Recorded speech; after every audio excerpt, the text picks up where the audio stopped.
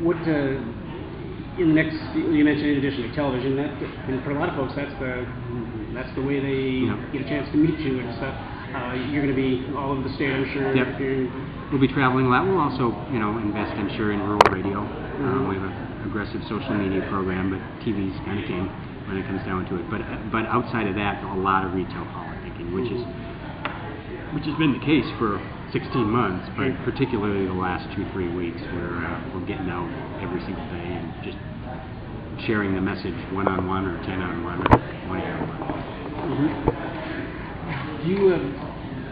You've got obviously you're in Hennepin County, you've got a certain base there because people are familiar with you and such, and you've got some of your roots in outstate Minnesota. Are you hoping that combination will work well? Yeah, I think we'll do much better in particularly the western part of the Twin Cities than maybe we've done and other candidates have done in the past, other Republicans, because of the fact that I've been there and people know me. I think we'll probably do better in northwestern Minnesota because my wife and I are both from there and our families are all still there.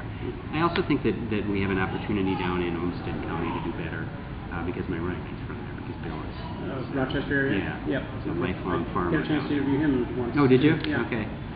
What city do you live in, or what? Plymouth. You're in Plymouth. Yep. I've been there for almost 20 years. Okay. Quality or? I don't think it's going to have any effect on graduation rates or the achievement gap. I think it probably it might help some kids being better prepared for first grade. And my beef with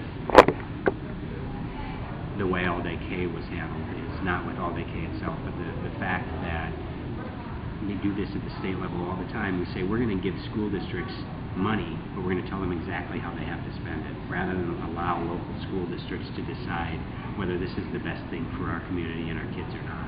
And my guess is, had we done it that way, a lot of school districts would have said, we're going to use this for all-day K, because they might have chosen that as the best thing, but others might have said, we're going to use this to hire more teachers, or improve our technology in the school, or pay the teachers we have more.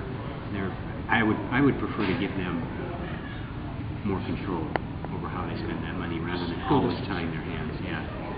Would you have supported it in the legislature? The all-day K? Mm-hmm. Honestly, I'm not sure. I can tell you that I probably wouldn't have done it that way. I would have said, if we're going to increase the spending, let's allow the schools to choose.